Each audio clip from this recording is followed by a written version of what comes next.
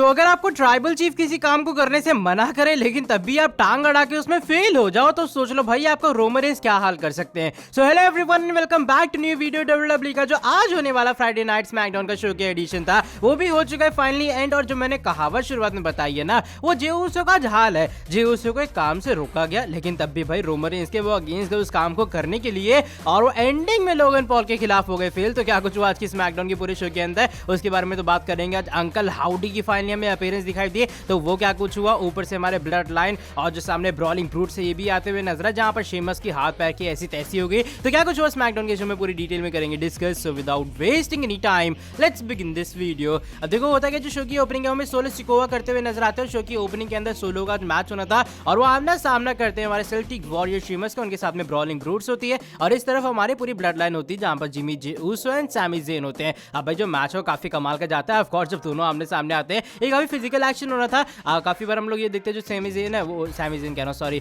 जो हमारी शेमस है वो ढोल नगाड़ा बजाने का ट्राई करते हैं सोलो सिकोवा को, लेकिन किसी तरीके से वो डॉज करते हैं और ऊपर से काफी बार हमें ब्लड लाइन की इंटरफेरेंस वगैरह भी दिखाई देती है। शेमस काफी बार काउंटर बैक करते हैं और सोलो सिकोवा की ऐसी तैसी करते हैं। मैच में फाइनली पॉइंट आता है जहां पर ढोल नगाड़ा बजाते हुए नजर आते हैं, 10 बीट्स मारते हुए, 10 बीट से ज्यादा ही मार देता है भैया सोलो की छाती के ऊपर। उसके बाद ब्रॉलिंग ब्रूट्स अटैक करती है जब बीच में हमारे ऊसोस इंटरफेयर करने का ट्राई करते हैं। इसके बाद होता है कि हमारे जो ऊसोस एक तरह की पलटा के रख देते हैं अनाउंसर्स टेबल ब्रॉलिंग ब्रूट्स के ऊपर। शेमस जैसी ये चीज देखते हैं वो अटैक करते हैं पूरे ऊसोस के ऊपर और जो सैमी ज़ेन है वो भी रेफरी को डिस्ट्रैक्ट करने का ट्राई करते हैं। भाई किसी तरीके से ऊसोस को निपटा पाते हैं। शेमस आते हैं इनके बीचों बीच में, सोलो सिकोवा इसी का फायदा उठाते हैं। 1-2-3 होता है एंड सोलो सिकोवा की हो जाती है मैच के अंदर विक्ट्री। उसके बाद वो शेमस का हाथ लेते हैं भैया, वो स्टील चेयर वगैरह के अंदर फंसाते हैं और उसके ऊपर लगातार जे ऊसो हमें हमला या फिर कह लो अटैक वगैरह करते हुए नजर आते हैं। इसके बाद शो के ऊपर हमें ब्रेव आर्ट का भी प्रोमो दिखाई देता है। यहाँ पर ब्रेव आर्ट होते हैं बैक स्टेज के ऊपर, उनका जो थीम सॉन्ग है बैकग्राउंड में बज रहा होता है। वो बताते हैं revenge is the confession of pain. ये वो लाइन है जो कि ब्रेव आर्ट एक लंबे टाइम से बिलीव करते हैं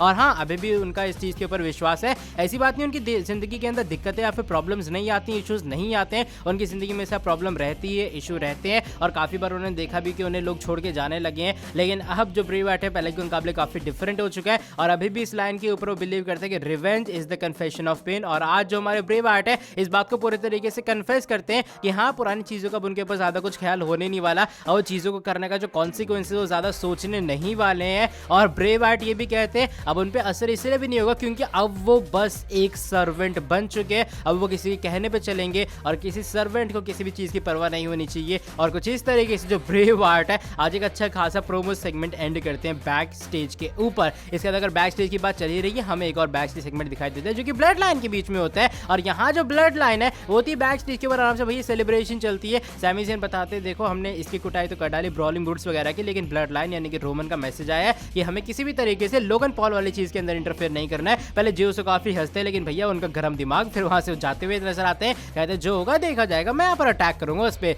लिव मॉर्गन का शो के ऊपर मैच होता है, थोड़ा इंपॉर्टेंट टाइप से मैच था। वो फेस करती है सोनिया डेविल का। अब ऐसे नहीं कि सोनिया डेविल अटैक करती नहीं या फिर मारती नहीं हमारी लिव मॉर्गन को, वो भी मारती है लेकिन भाई आज लिव मॉर्गन हर बार जब भी उनकी पिटाई होती है वो और हंसती हुई नजर आ रही है। एक बार होता है कि मैच के एंडिंग के अंदर स्टील चेयर पे स्टील चेयर हर जगह से लाती है, रिंग साइड से, रिंग के नीचे से, उन सबको लाके एकदम रिंग में इकट्ठा कर लेती हैं, फिर टॉप रोप पे ले जाती है सोनिया डेविल को और वहां से एक सुप्लेक्स लगाती हुई नजर आ रही है, सुपरप्लेक्स जो मर्जी कह लो। और भाई स्टील चेयर के ऊपर दोनों की ऐसी तैसी पीठ की हो जाती है लेकिन तब भी यहाँ लिव मॉर्गन हंसती है जो कि मेरे हिसाब से एक थोड़ा खतरनाक वाली चीज है भैया। जितना आपको दर्द हो रहा है आप उतना ही हंसते हुए नजर आ रहे हो। शो के ऊपर हमारे लोगन पॉल कहना सॉरी क्या नाम उनका, सारा लोगन का भी एक सेगमेंट होता है जहां पर वाइकिंग रेडर्स के साथ में होती हैं और यहाँ पर उनकी जो अपकमिंग है पूरी तैयारी वगैरह डब्ल्यूडब्ल्यूई वाले दिखाते हैं। मेरे हिसाब से सारा लोगन ही वापस आएंगी। शो पर monster among the man Braun Strowman की भी एंट्री होती है। ब्रॉन स्ट्रोमन आते हैं इनके बीचों बीच में, वो कहते हैं भैया जिसको भी कुछ बोलना उनके बारे में वाकई एकदम सामने बोले, छाती पे उनकी बोले, तब ब्रॉन स्ट्रोमन बताएं वो क्या चीज है। उन्होंने देखा मंडे नाइट रॉ के अंदर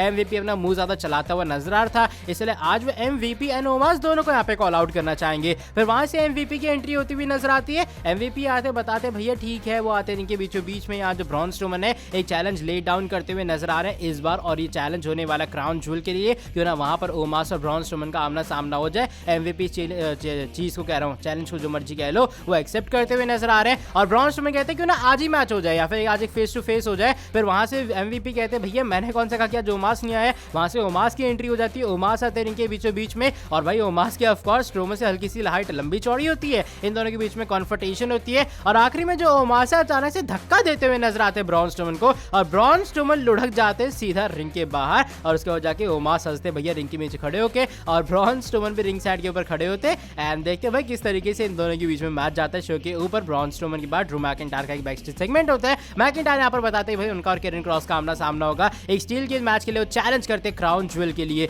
शो पर वुमेन्स टैग टीम चैंपियनशिप का मैच भी होता है जहां पर डैमेज कंट्रोल अपनी चैंपियनशिप रिटेन करती है राकेल और शॉर्ट्स के खिलाफ। शो पर इंपीरियम भी आती हुई नजर आती है और आज इंपीरियम के एक मेंबर यानी कि लुडविग काइजर का आमना सामना होना था 619 रे मिस्टीरियो के साथ में। इससे पहले इनके बीच में बैक स्टेज सेगमेंट होता है और मैच में एक दो बार गंथर और रे मिस्टीरियो के बीच में कॉन्फ्रंटेशन भी दिखाई देती है और गियोवाना डिवेंसी भी रिंग साइड के ऊपर ही होते हैं और मैच के एंडिंग के अंदर होता है क्या रे मिस्टीरियो की हो जाती है विक्ट्री और वो लुडविग काइजर को इस मैच में हराते हुए नजर आते हैं। शो पर एक क्यूआर कोड भी अपीयर होता है। अगर आप क्यूआर कोड को स्कैन करोगे एक साइकोलॉजिकल रिपोर्ट आती है जो कि ब्रेव आर्ट के नेम की, वहां पे लिखा भैया ब्रेव आर्ट ने साइन वगैरह करने से मना भी कर दिया है। और शो पर एक और अजीब से सेगमेंट होता है बैक स्टेज वाला ही और आखिरी में एक अंकल हाउडी की जो अपीयरेंस हमें दिखाई देती है और हाउडी हाउडी जो चीजें वो यहाँ पर सुनाई देती हैं इस पूरे सेगमेंट के दौरान। तो भाई ये कुछ फोटो देख लो, ये है हमारे अंकल हाउडी जो कि ब्रेव आर्ट तो नहीं लग रहे हैं। क्योंकि मेन इवेंट के अंदर लोगन पॉल फाइनली आते हुए नजर आते हैं। लोगन पॉल कहते हैं कि भैया फाइनली वो चैंपियन बनेंगे, वो जरूर अंडरडॉग सुपरस्टार है, लोगों ने कम आंक रहे हैं, लेकिन लोगन पॉल की मैच के अंदर विक्ट्री होगी, वही न्यू चैंपियन बनने वाले हैं और पूरी दुनिया को हमें सरप्राइज करके रख देंगे क्योंकि लोगन पॉल अपने आप पे बिलीव करते हैं। ऐसा है वैसा है।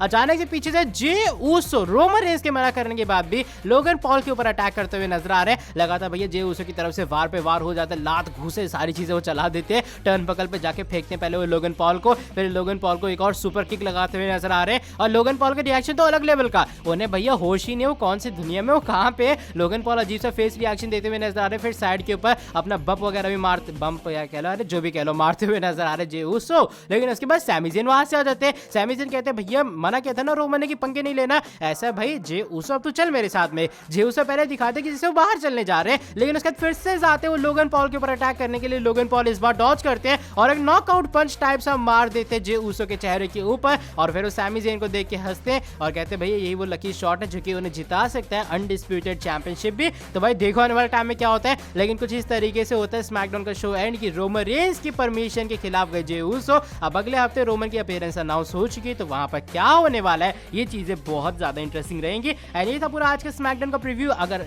रिव्यू अगर ये वाली वीडियो पसंद आई है फटाफट से नीचे वीडियो को लाइक कर देना। साथ ही में जो लोग चैनल के ऊपर न्यू है सब्सक्राइब नहीं किया सब्सक्राइब कर देना चैनल को और बेल नोटिफिकेशन को कर देना ऑन। मिलता हूं आपसे आके नेक्स्ट वीडियो के अंदर बहुत ही ज्यादा जल्दी। और हम लोग 100 के सब्सक्राइबर्स के काफी क्लोज है, तो क्या कर रहे हो यार जिंदगी में, तुमने क्या किया है? सब्सक्राइब करो चैनल को, तब तुम्हारी एक और अचीवमेंट मिलने वाली है। बाकी मैं मिलता हूं आपसे आके नेक्स्ट वीडियो के अंदर बहुत ही ज्यादा जल्दी।